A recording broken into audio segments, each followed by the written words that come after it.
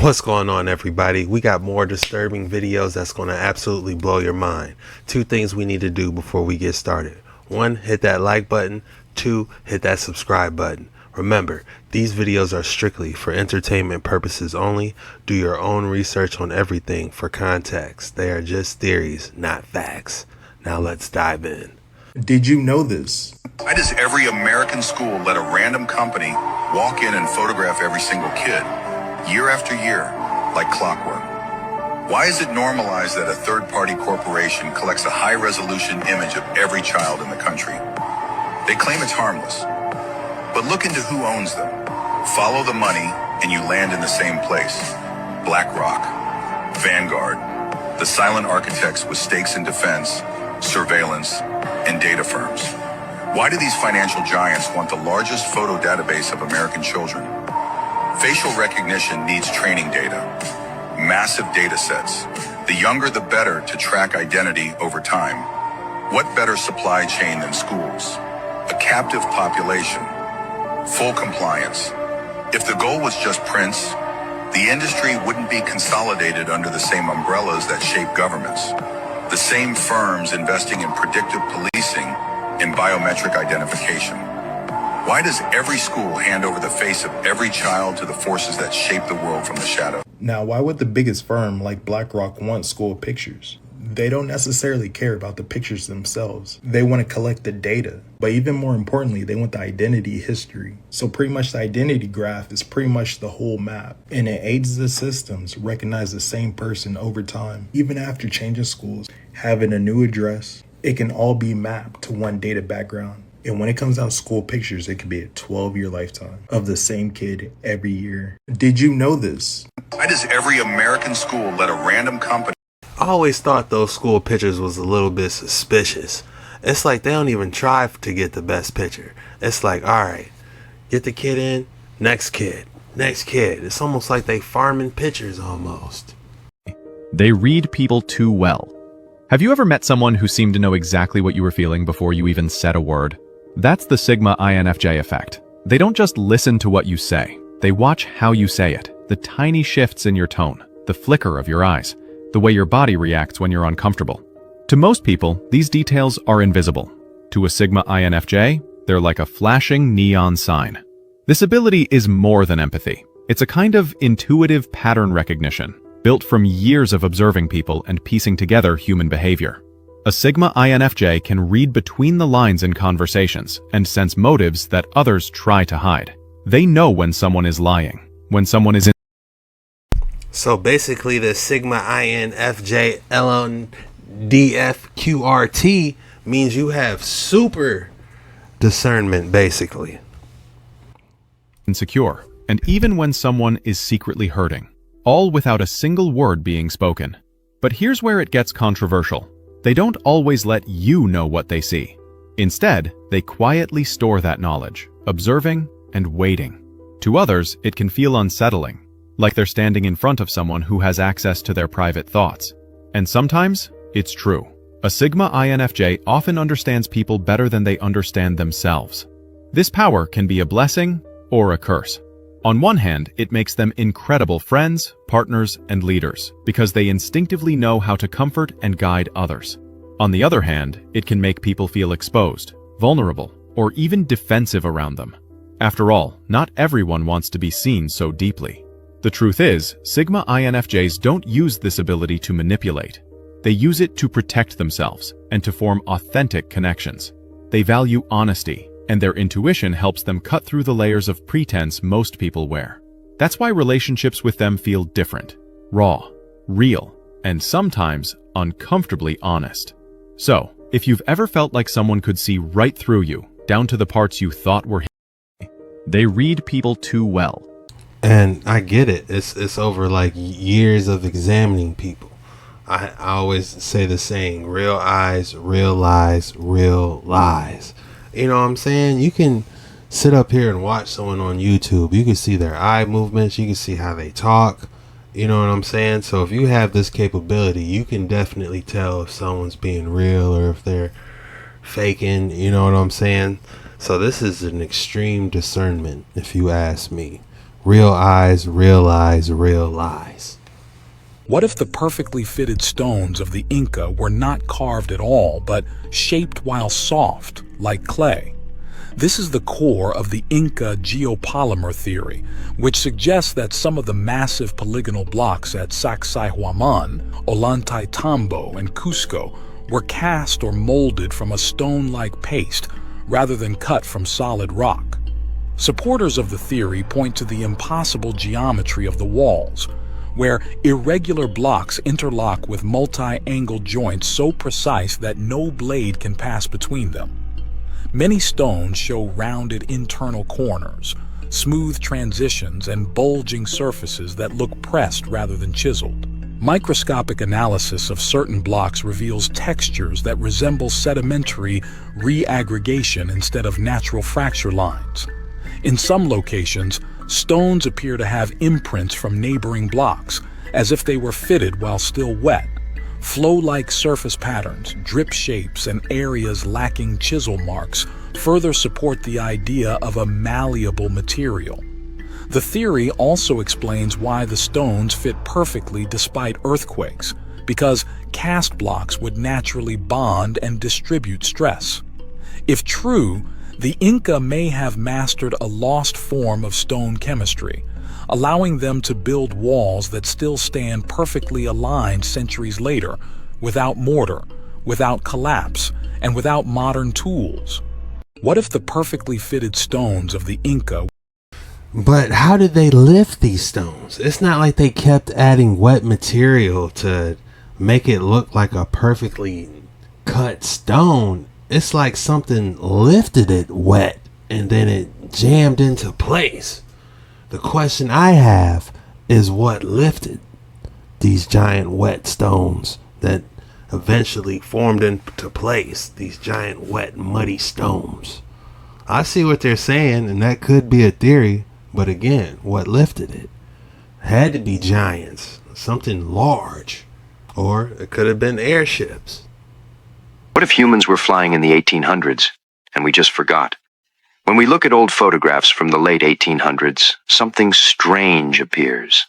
Not just cities, but airships. Massive, detailed craft floating above old-world architecture. Sometimes one, sometimes several. Massive cruise ships in the air, guys. Massive. You know how everyone goes on cruises? I never been on a cruise, but I love to. Imagine that in the air. Imagine the view. Imagine how cheap it would be. In the same image. These aren't blurry shapes. The photographs are incredibly sharp, showing metal frameworks, cabins, and complex engineering well over 100 years ago. And here's the part that raises eyebrows. According to the mainstream timeline, airships were barely experimental before the Wright brothers. But these photos suggest otherwise. They show airships in the skies decades before Kitty Hawk. Now compare that to early airplanes. After Kitty Hawk, fixed-wing aircraft were flimsy, wood, cloth, wire, unstable, dangerous, primitive, yet the airships that came before them were massive, controlled, and capable of long-distance travel. So why did aviation move backward? Some researchers believe airships belong to an older system, a forgotten era of flight that was slowly phased out. Because they didn't want them going beyond the ice wall. They didn't want them escaping Middle Earth. That's why the Antarctic Treaty got announced in 1954 through 1956? Not because it failed, but because it didn't fit a new industrial direction. They argue airships were intentionally grounded, while less efficient aircraft were promoted, not for safety, but for control and profit. This theory doesn't claim proof, but it asks a fair question. Why do so many old photographs show advanced flight over cities that themselves seem far ahead of their time? Because maybe flight didn't start with the Wright brothers. Maybe it was inherited from a world that already knew how to fly. What if humans were flying in the 1800s, and we just forgot? Forgot or was programmed? Conditionally programmed. I think we're starting to wake up. It's about reclaiming your empathy as a gift you choose to give, rather than a debt you're compelled to pay. Jung observed that empaths who achieve this sovereignty often go through what he called the reparenting phase, learning to give themselves the unconditional acceptance they never received as children. They learn to speak to themselves with kindness, to prioritize their own needs, and to celebrate their own achievements. This internal reparenting is crucial because Jung understood that you cannot give from emptiness indefinitely. The empath who learns to nurture themselves becomes capable of authentic nurturing of others. Jung also noted that psychological sovereignty often involves grieving the unlived life, mourning all the dreams, goals, and experiences you sacrificed to keep others comfortable. You might realize you chose careers, relationships, and life paths based on what others needed rather than what you wanted. But Jung saw this grief as necessary and healing. It's the psyche's way of honoring what was lost while making space for what wants to emerge. The empath who achieves this sovereignty discovers something remarkable. Young in those waters, you see it. Their capacity for genuine compassion actually increases. When you're no longer bleeding yourself dry for others, you have more to give from a place of abundance. Jung observed that free empaths become conscious healers, people who help others from wholeness rather than woundedness. They no longer need to fix people to feel valuable. They no longer need to be needed. This creates what Jung called liberated love, affection that doesn't come with strings attached, help that doesn't create dependency, presence that doesn't require reciprocity. Jung's final message about empaths is clear. Your journey is not about becoming less sensitive. It's about becoming consciously sensitive. It's about reclaiming your empathy as a gift you choose to give, rather than a debt you're compelled to pay. Jung wrote, "The privilege of a lifetime is to become who you truly are." For empaths, this means recognizing that who you truly are includes both your capacity for compassion and your right to exist fully, completely, without apology. It's about reclaiming your empathy as a gift you choose. Train stations of Tartaria in the 1890s that just shouldn't exist. Stop for a second. Look at these train stations from the 1890s. The giant glass vaults, the perfect iron curves, the water chambers hidden underneath. Now ask yourself one thing. How did a world powered by horses and coal build something we still can't replicate cheaply today? Because the more you zoom in, the stone, the scale, the engineering, the less this looks like steam age progress, and the more it looks like a technology we inherited without understanding. That's what I was thinking, bucko. If that feels impossible, good. That means you're finally asking the question history avoids. What if these weren't stations built for trains, but machines built for a different world? When you look at the great train stations of the late 1800s, Antwerp, St. Pancras, Gare du Nord, the old stations of Buenos Aires, you notice something that doesn't sit right. They don't look like buildings from the steam age. They look like monuments, cathedrals of glass and iron, built with a precision that feels out of sync with the tools of the time. The textbooks tell us the engineers had steam cranes, horse labor, hand-riveted steel, and construction crews working with little more than rope, pulley, and guesswork. But then you stare at the arches, perfect curves spanning 50, 80, even 100 meters. Glass ceilings resting on iron ribs so thin they resemble the bones of a bird. Delicate, harmonious, mathematically exact. Nothing about that geometry says makeshift steam age industry. It feels older, more polished, more intentional. And then you realize they aren't unique. The same proportions appear in London, in New York, in Melbourne, in St. Petersburg. Different countries, different architects, different supposed industrial revolutions, yet they all ended up building the same shape. Was the Industrial Revolution a giant cover-up? For entertainment purposes only, of course. The same silhouette, the same machine-like structure.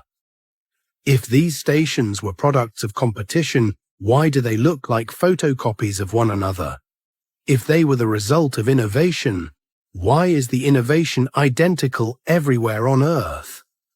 Architectural historians call it a style that emerged organically. But styles don't emerge perfectly replicated across continents that barely communicated. Technology does, standardized blueprints do, systems do. And a part of you starts whispering, these weren't different architects, these were different caretakers inheriting the same design. Because the architecture doesn't look like it began in 1890. It looks like it was already there, waiting for someone to open the doors. But the question is who made it? Who's the architect? Who did these stations? These train stations? What did their civilization look like? I believe it was like on some steampunk. Like if you ever hear people talk about steampunk. Alright, I just found the just a random steampunk concept art. You know, of course they got the airships. But I would imagine before the Industrial Revolution popped off, if you want to go way back to, let's say like the 900, 1000, 1200, 1300s, instead of them telling us, you know, it was all old school, it was old school, but they had technology like this, is what I'm thinking. This might be a little bit too crazy. But like this right here, more along the lines like that.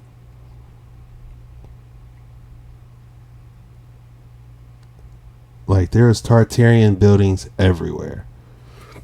And you see pirate ships. What if they were making pirate ships, but then they put a blimp on top? How cool would that be? You see the cathedral looking buildings on the side. It just makes you think, how was life when they made all these ancient buildings? And I do know a lot of people, they say that was part of the 1,000-year reign. Was it? You know, we have questions. Something nobody explains. Why do train stations built thousands of miles apart share the same skeleton? Look at the VOMs. The iron ribs curve with the same ratio. Look at the glass panels. Their spacing follows identical modular grids. Look at the stone facades, column spacing, arch height, ornament density, all eerily consistent. It's as if the world was following a single invisible instruction manual. Architects at the time claimed they were simply inspired by each other.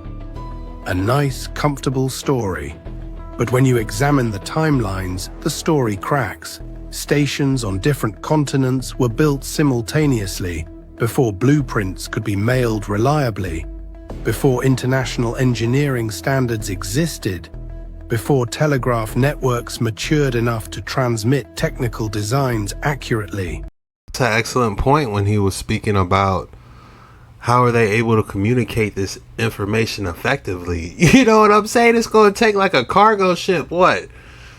A couple weeks just to give a letter, you know, to go across the Atlantic. You know what I'm saying? Like, how are they able, what carrier pigeon's that smart to transfer that information? Damn, that's a good point. This video's cooking. I wish I knew who this was from, but this is just from a random account. It's giving me lunch break vibes. Yet somehow, London's St. Pancras and Belgium's Antwerp Central use nearly identical truss mathematics. Buenos Aires Retiro station mirrors Parisian ironwork angles. Melbourne's Flinders Street station aligns with the same geometric proportions used in Berlin and Warsaw.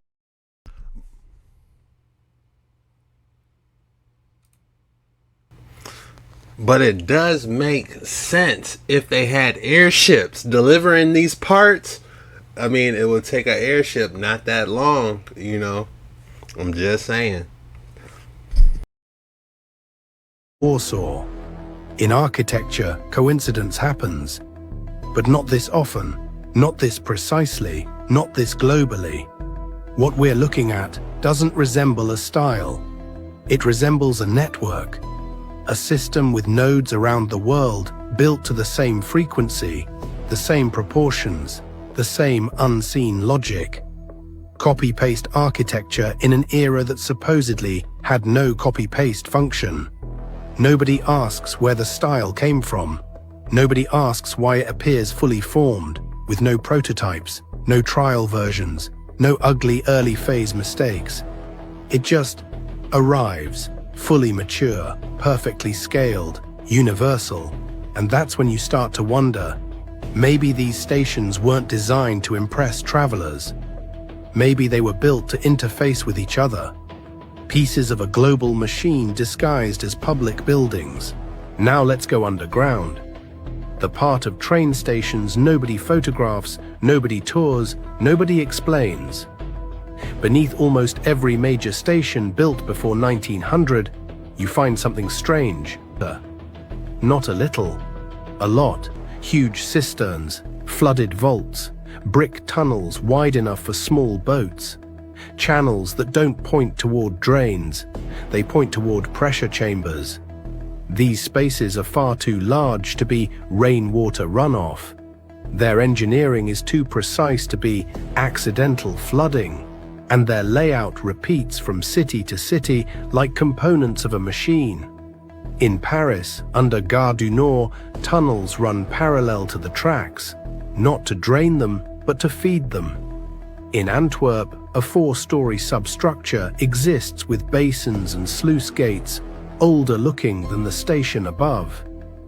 In London, St. Pancras sits atop brick vaults so massive they resemble the basements of ancient bathhouses. Engineers today call this early drainage infrastructure. Convenient, but drainage doesn't require symmetrical chambers, pressure locks, or reinforced floors designed to bear vertical load changes. Hydraulic systems do, and when you stack enough examples together, a picture forms. These were not buildings that happened to sit near rivers. They were buildings that depended on rivers. Stations placed beside canals, lakes, diverted waterways. Every placement intentional, as if water was their primary energy source. Almost like a forgotten rail network wasn't powered from above, but from below. A machine hiding its heart underground. Here's where everything shifts. Train stations weren't just architectural shells, they were active mechanisms built around water and pressure. Think about it. Turntables, the massive rotating platforms that reoriented entire locomotives, were often powered not by steam engines, but by underground hydraulic pistons. Freight lifts, designed to raise cargo the size of a small house, ran on water pressure. Switch points and braking systems used vacuum suction and pressurized reservoirs. And the technology wasn't fringe, it was mainstream. In the 1860s, engineering journals documented hydraulic propulsion, water pressure engines, and atmospheric rail systems. Yet today, none of these appear in textbooks. Steam took all the credit, but steam couldn't do half the things hydraulics did. Water doesn't create soot. Water doesn't shake entire buildings. Water doesn't leave residue on ceilings and skylights. Hydraulic power is silent, clean, precise. Exactly what you'd expect from a civilization obsessed with symmetry, resonance, and efficiency. So ask yourself, why build such massive hydraulic rooms beneath stations if steam was supposedly the primary power source? Why design iron vaults above ground and pressure vaults below ground unless both were part of the same machine? Maybe stations weren't buildings that contained machines. Maybe stations were the machines. This part is so simple it's almost embarrassing that historians ignore it. Look at any photograph from 1880 to 1910 inside a major train station. The glass ceilings, crystal clear, the iron arches, sharp, bright, well lit. The columns, white as fresh plaster. Where is the soot? Where is the smoke? Where is the grime that coal-powered engines produce non-stop? There should be black streaks on every surface, dark layers coating the roof, workers wiping soot from the walls. But we see none of it. Even photos showing locomotives sitting under the glass canopy. We could say the same thing about those ancient fireplaces if you think about it. Like, a lot of those fireplaces have designs on the back. I can show you better than I can tell you. Alright, you can kind of see on the fireplace on the left that it has designs. Like, why would they put these type of designs in the fireplace when it's just going to get charcoal residue, soot, all that on the fireplace? And if we scroll up, look at this. It's almost like that brick behind it doesn't even match everything else that's going on with this fireplace. I don't know. You know, it's just, things are adding up. Like what they're telling us about these train stations and these fireplaces, there's definitely more to the story. Display almost no exhaust, no clouds, no billowing smoke, just silence and clarity. The Industrial Revolution was supposedly dirty, chaotic, smoky. Yet its stations look cleaner than airports in 2024. Something doesn't add up. No, it's not adding up. Either the stations were cleaned constantly with techniques we no longer have, or the trains operating inside them were not burning coal the way we imagine. And when you pair this with the hydraulic machinery underground, you begin to suspect the steam narrative was draped over a system that once ran cleaner than anything we've built since. Steam may have been the story, but it doesn't look like steam was the truth. Something strange happens after 1890. All the documentation, the hydraulic diagrams, the atmospheric propulsion tests, the water-powered turntable patents go quiet. Not gradually, not naturally, but abruptly. A technology mature enough to operate entire rail hubs just vanishes from written history. Simultaneously, stations around the world undergo suspicious renovations. Drainage tunnels filled with concrete, hydraulic rooms converted to storage, water basins demolished or... And don't get me started on all these old world buildings. How can I say this in code? Getting deleted. All the ancient old world buildings, you know, it's like they're getting deleted. Or classified as decorative fountains. Glass roofs retrofitted with metal shading to block sunlight. Sunlight that might have powered optical or thermal components we no longer understand. Engineers of the early 1900s claim they were modernizing, but many of the upgrades actually downgraded performance. It feels less like innovation and more like a deliberate covering of whatever technology used to exist beneath. Whatever structure that they say they might have built, they're going to throw some scaffolding around it and be like, see, look. And as the hydraulic traces fade, a new narrative rises. Steam, coal, smoke, industry, progress.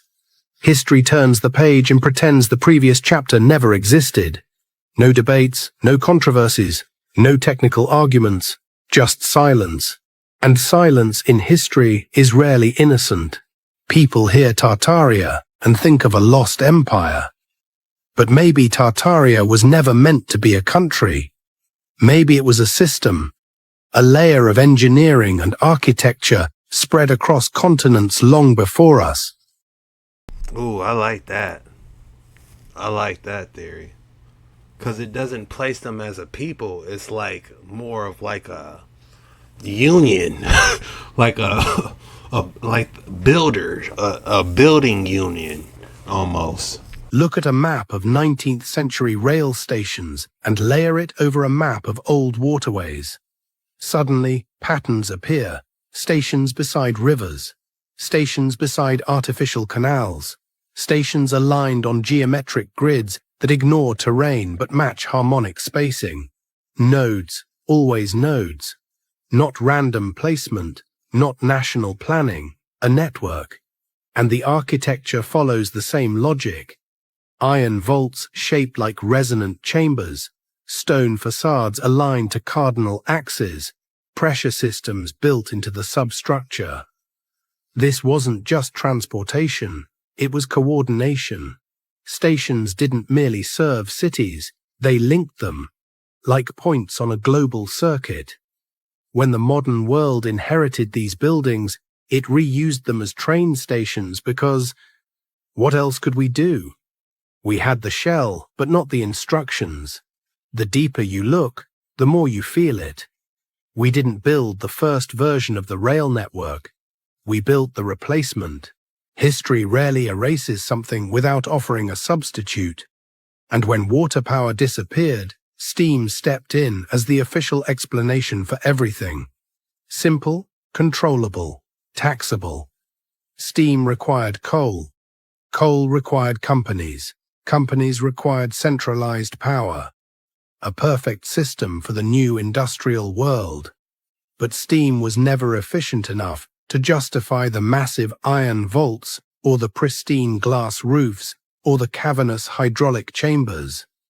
Steam was loud, steam was dirty, steam left scars on everything it touched. Yet the very buildings supposedly built for steam show none of those scars. It's almost poetic. A clean technology gets forgotten, a dirty one gets glorified, and people stop asking questions. Because the replacement story doesn't need to be true, it just needs to be repeated. Talk about mercury rectifiers. To me, as far as I'm concerned, that looked like clean energy. Like, how come we couldn't just amp those up? And we do need to do another video on those soon. It's been a while. All of this leads us to a gentle place, not of certainty, but of permission. Permission to ask what nobody thought to ask before. What if the stations weren't built for trains? What if trains were adapted to fit stations? What if the real technology was the building itself? The water beneath it, the resonance above it, the geometry holding everything in place? What if the Industrial Revolution wasn't the beginning of progress, but the end of memory? And what if the 19th century didn't create a global rail network? It simply inherited one from a civilization that understood energy, water, and architecture in ways we no longer do. A reset.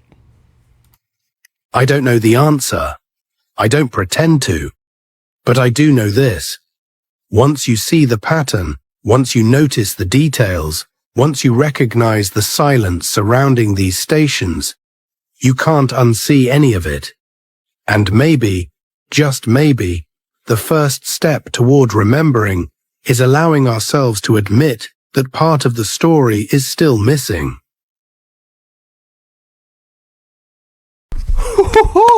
I love that, man. That was a good one. I wish I had more information. Who did that? Who created that? Where that's from? But I'm glad I ran across that. Somebody threw us a Hail Mary and I had to hit the old school Randy Moss. You know, and I don't even like football anymore. But man, I had to catch that one, man. Drop your thoughts in the comments below. Are you noticing those similar patterns? And how about the airships possibly being able to transport all those different things? That's like the only thing that makes sense in my mind. How in before the Industrial Revolution, how these different things could be built at the same time and look similar. Because you got building structures that look the exact same all over the earth. Talk to me. This Appalachian EMT captured something on camera they wish they had never seen. I have worked in law enforcement, been a first responder for over 25 years, and I can tell you from experience, you will run into things that will keep you up at night. Some of those things are natural accidents, A lot of bad stuff. You see stuff that you never forget. But occasionally, you will come across other things that will keep you up also. I have many friends who are EMTs, firefighters, police officers, who have had very similar experiences. But this Central Kentucky EMT was on a call, not sure what's going on, what they were responding to, or any specific details. But they noticed something that shouldn't be there. You can see this is near our roadway. There's something going on in the back. I can't tell if that's some kind of vehicle overturned or just something beside the roadway. But if you will notice, there is a ginormous shadow person standing there. Shadow people have been seen all over the world. It's one of the most common sightings and one of the most common ways they manifest. Tell me if you've ever seen a shadow person in the comments. Have a great day. God bless. Do we really think this is an ichthyosaur, or could it be something else? Maybe something that rhymes with kragan. You see, this page on the FB posted this lovely video. This video of what mainstream science will tell you is a sea dinosaur. But if you're anything like me, you don't really trust mainstream science anymore. And when you look at things that they find in the cliffs of the United Kingdom, and you're told that it's some sort of sea monster, well, if you look with unprogrammed eyes, you see what that is. You for sure see what that is. You see that it looks a heck of a lot more like this dragon statue built in Sylvania in the early 1900s than this cartoon picture of an ichthyosaur. Yeah, something's sore, all right, my brain from believing this nonsense for 42 years. But if you're new to the idea that dragons were actually real and dinosaurs were the fictional thing, let me catch you up. Oh, and stay tuned till the end because there's something you might want to hear about. First, take a look at what the 1946 dictionaries used to say. Dragons. Now rare. Interesting. Let's see what Alexa has to say about this. Alexa, how many dragon fossils have been found in the United States? The number of dragon fossils found in the United States is limited. Only 5 fossils have been discovered so far, limiting the knowledge about these creatures. These fossils are studied by researchers to learn more about dragon species and their evolution. While the findings are preliminary, they provide insights into the life and times of these majestic creatures. So the dictionary says they're real. Alexa says they're real. Several weeks ago in the UK, they found a fossil that looked like this, even though they called a plesiosaur. That sure looks like a dragon to me. And just a few weeks after that was found, CNN reveals that their scientist actually unveiled dragon remains. Not to mention how they're part of the Chinese zodiac with all real animals, and how there are over 30 verses in the Bible that reference dragons. And how my friend Lori sent me this amazing 1922 dictionary that just happens to have the word dragon in it. And let's see what it says. Is it going to say fictional character, mythical beast? Or is it going to say something else? Winged serpent. So why would they hide it from us? Why, when you go to the dictionary now and look up dragon, does it say mythical monster? Well, I'll tell you what I think. I think it's because of that. Right there.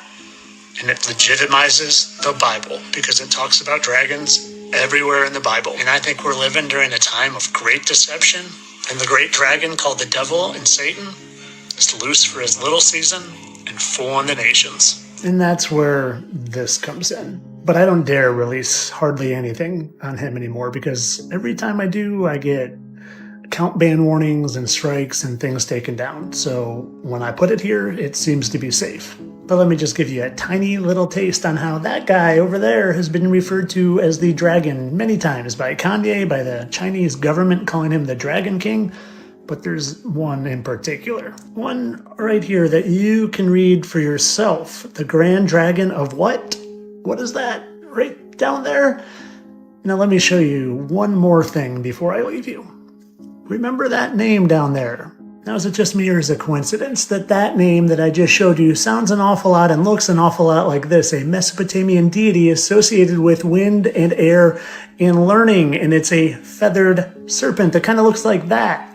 Wind and air and learning. Does that sound like a new one to you? Kind of sounded like Lucifer to me. You know, Lucifer, the Lord of the air and the bringer of the light or enlightenment or learning.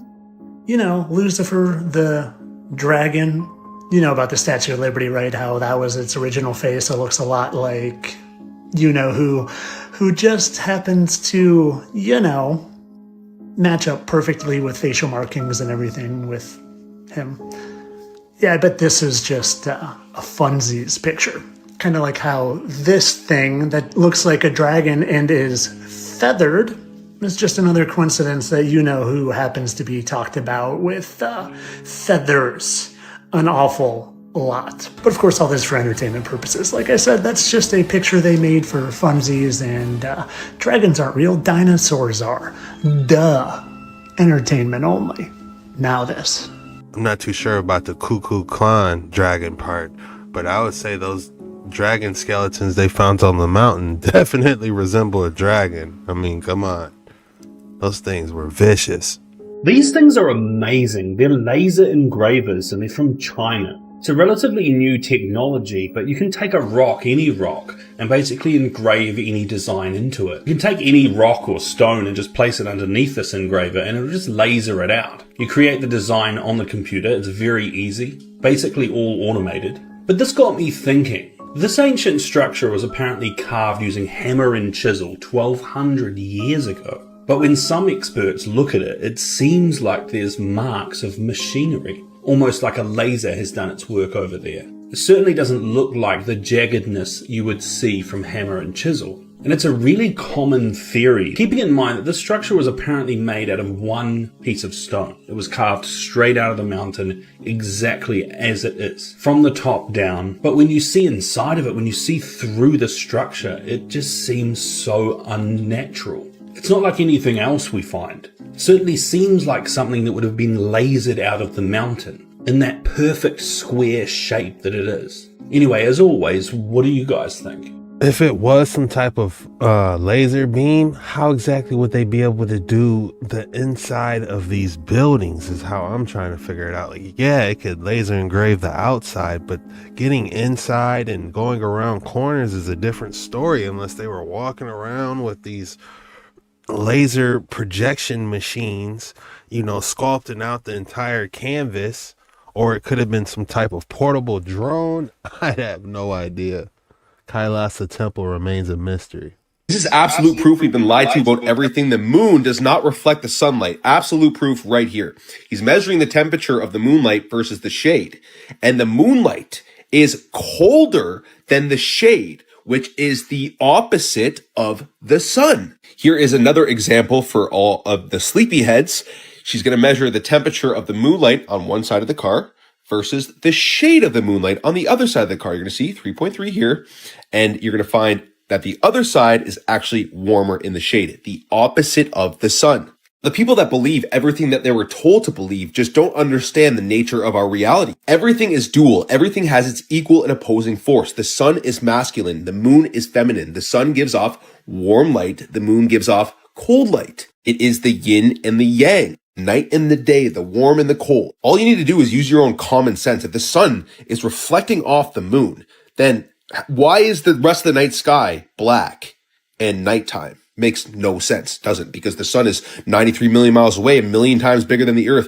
All of the night sky should be lit up too, not just the moon. You just need to think, that's all. You can do these experiments at home yourself. Go buy a laser thermometer, set up a piece of cardboard, measure the temperature of the moonlight versus the shade. You're going to find that the shade is warmer. It's the opposite of the sun, because the moon is feminine and the sun is masculine. This is exactly how God created it. Stop believing your predecessors. They're leading you down a dark path. And the real truth is found within. Peace and love. And Genesis says he created the light for the day and he created the lesser light to govern the night, I believe.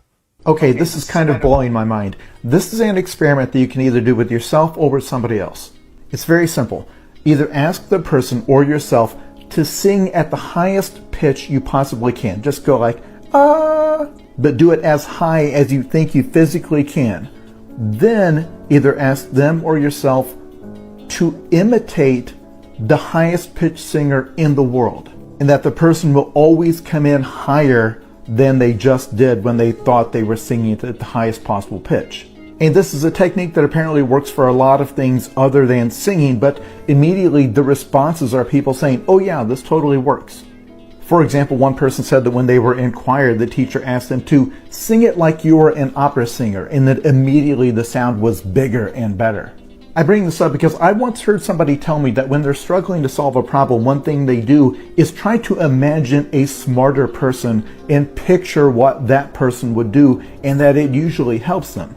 That there are invisible barriers to doing certain things, and that you can make those go away by telling yourself that you are imitating someone else.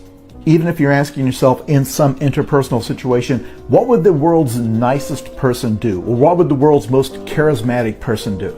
Although my favorite response is this.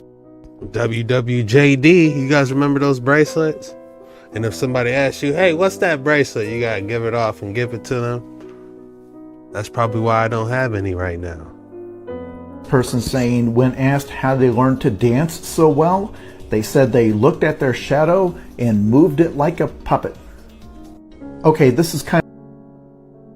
I'm not tripping, right? You guys remember those bracelets. It was a bracelet that said WWJD on it, and it was like a fabric. And if somebody asked you what it was, you had to take off the bracelet and give it to them. Do you remember that, or am I tripping? These three friends out fishing posed for a photo to commemorate the quality time spent together. None of them are fathers, and there were no children present at the time. However, it seems the shape of a small girl can be seen watching them. What do you think? These three friends out fishing I think that's absolutely terrifying. She's got beef with that dude. Look how she's looking up. He better keep his head on a straight swivel. There is so much off-limit zones in the Grand Canyon, including drones, and there is a very important reason for that. If you ask Google why so much of the Grand Canyon's off-limits, they'll give you a nice laundry list of generic answers. Cultural heritage sites, too dangerous for the general public, etc., etc. But it's not just on the ground that they restrict. So much of the Grand Canyon's off-limits, including by air travel and specifically drones. Just look at this National Park Service map itself. All the pink areas and the blue areas are all off-limits or restricted flight areas, and the yellow is restricted to anything below 18,000 feet.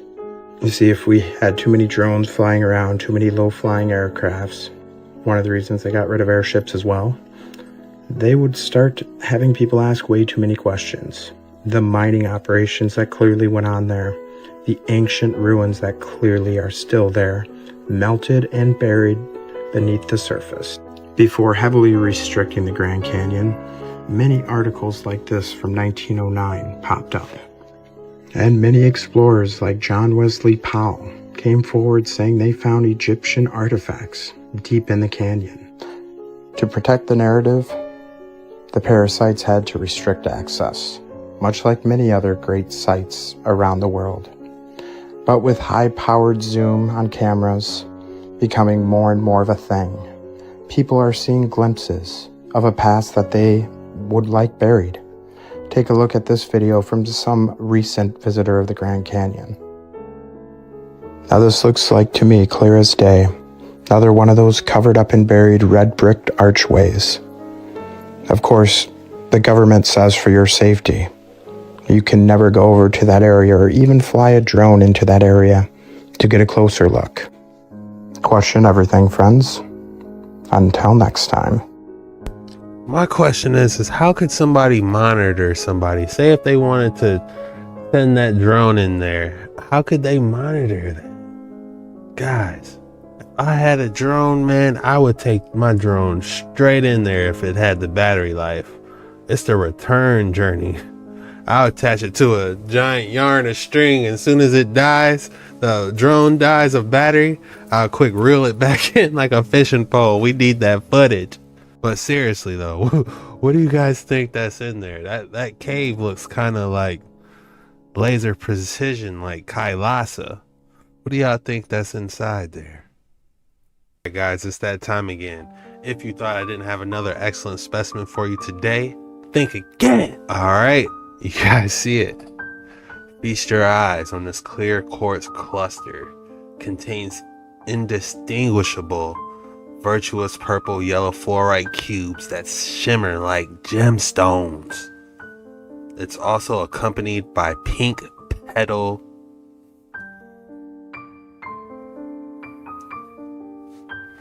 It does look like pink petals. Okay, I see it. I like to call those like pink frosted flakes. What would you guys name this specimen? If I had to name it, I would call it the Deadly Snowball. Oh my goodness.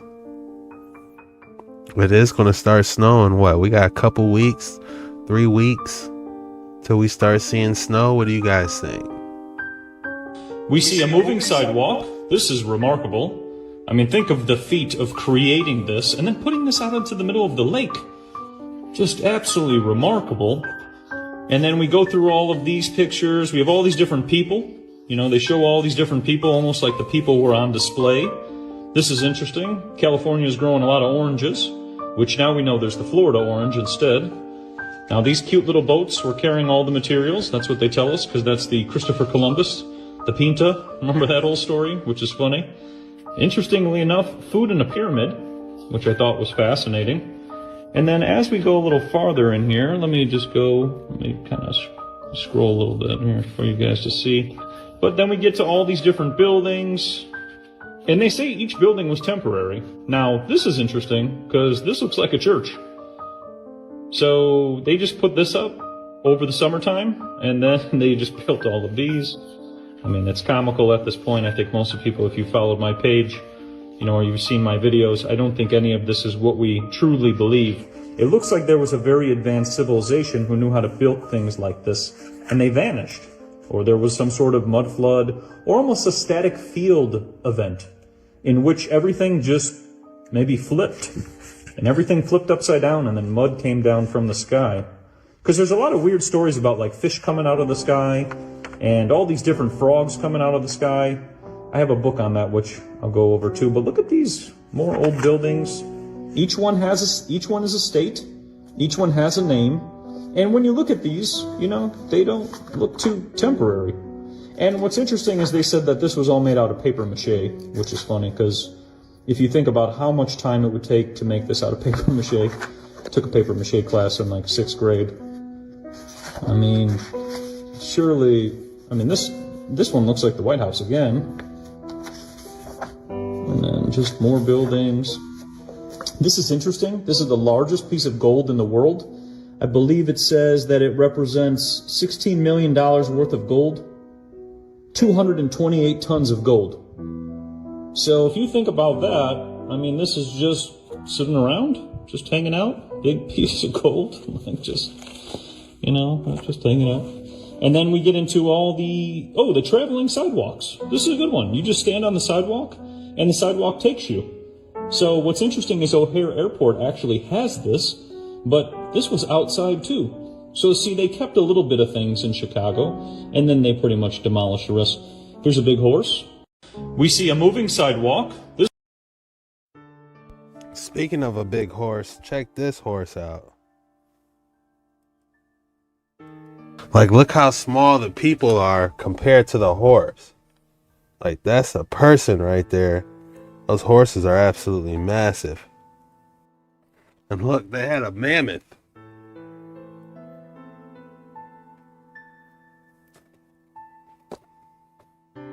We're going to have to go through this book live one day, for real. I got like 5 of them. This just looks like another rock in the river.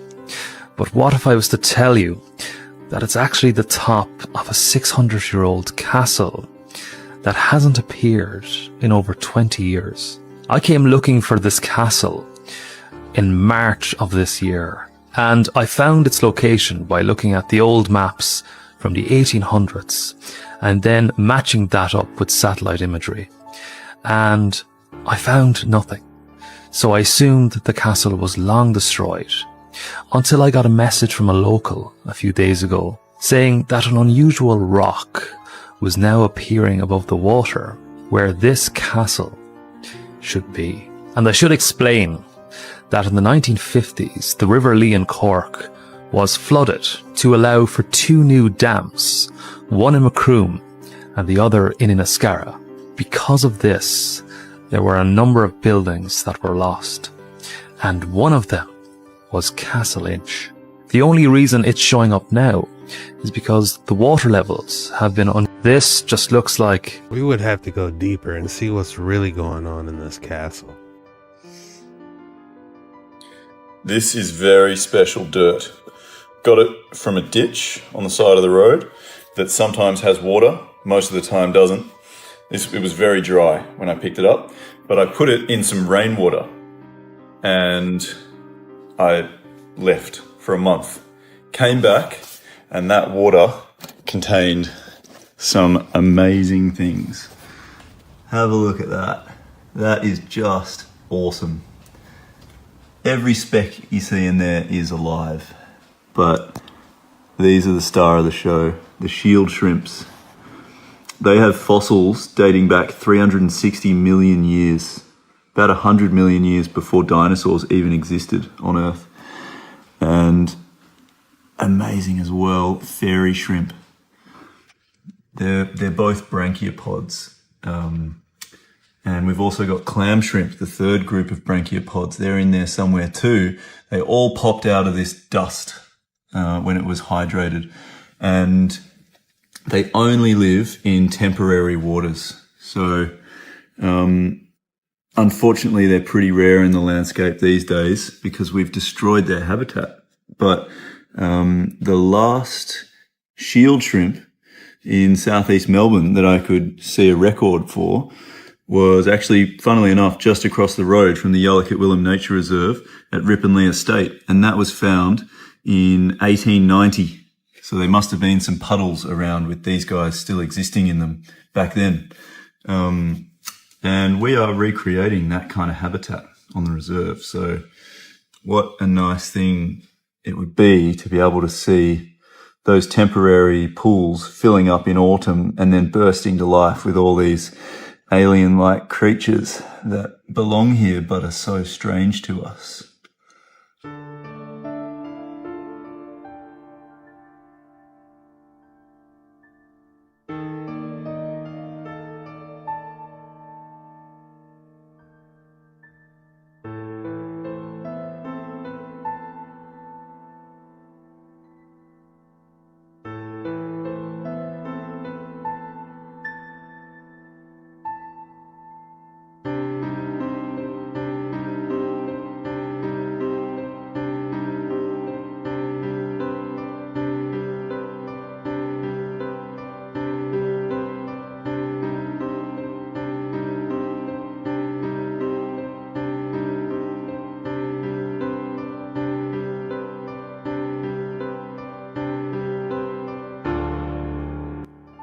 Now these are fascinating. It's like he got his own little prehistoric aquarium.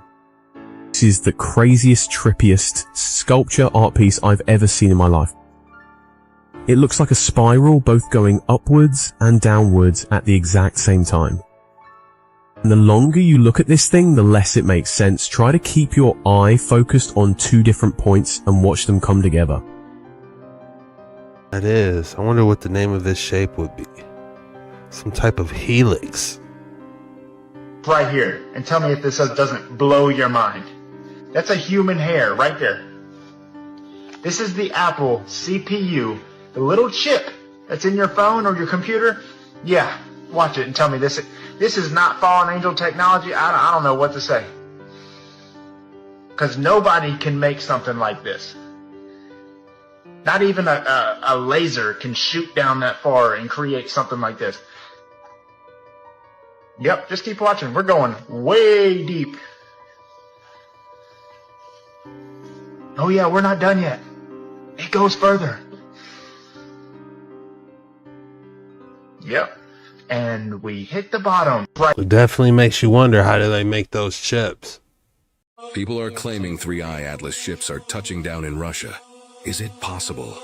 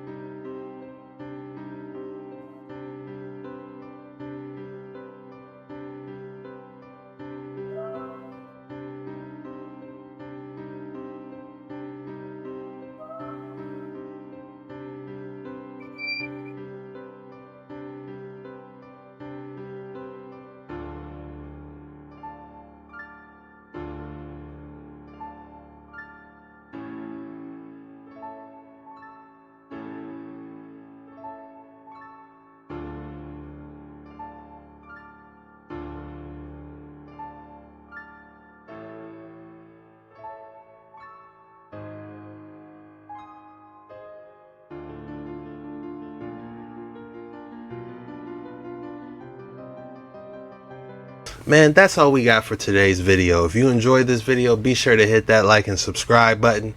The code word for today is super electric blanket. If you made it this far, made it all the way through the video, drop super electric blanket.